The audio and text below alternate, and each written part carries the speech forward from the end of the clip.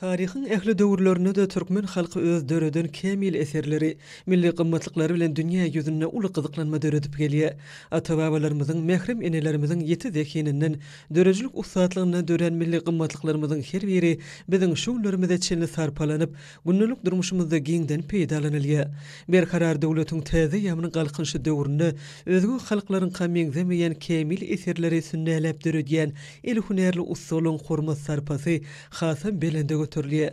Häzirki wagtda sünnälenip ýasalany bu gadymy we müdüm sungatymyz bolan bagtly ojoklyň bezegi mukaddes sallançaklary ýasamakda, ösüp gelýän ýaş nesillere öwretmekde we miras goýmakda arkadaly gahrman serdarymyzyň döredip berýän giň mümkinçilikleri ezberelli ustalaryň dörejilikli işlemegine ruhlandyrýar. Ajaýyp döwrümizde bu kesbi ýöredýän Mari Etrawyň Ajap Mämmedow adynaky geňişliginiň ustasy çağı sallançaklaryň durly görüşlerini ýasap, halkymyzyň ösen isleglerini kanatlandyrmakda dörejilikli zähmet çekýär.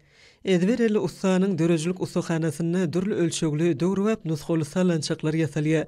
Işine ihlasly usta öz ýetişdirýän şägirdlerine sallançaklar ýasamakda edilýän işleri we bezek aýratynlyklaryny ezberlik bilen öwredýär. Sallançak ýasamak iş aýratyn ukyby, ihlasy talap edýän mukaddes işdir. Halkymyzda köp çağallyk döwletlik hasaplanýar. Şonuň üçin hem ekiz we üçüm çağlara niýetlenen sallançaklaram uly höwes bilen ýasap, nepislik bilen bezek işlerini geçirýäsip, ezberelli usup uly buýsanç bilen gurrun berýär. Mukaddes ojoklarymyzyň törüni bezeýän, ýagşy arzuwlary özüne siňdirip, bagtly üwrelýän sallançaklary enemamalarymyz hem ören arasy saklap, durly görünüşli alajalar bilen bezep, hemişe sarpalap gelýärler.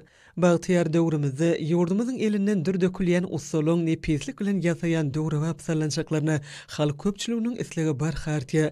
Bu ustanyň maşgalasy ýurdumyzda uludan tutulýan toý bayramlara mukaddes sallançaklaryň döwrewap öwüşünli täze nusgalaryny taýýarlamaklygy maksat edinýärler.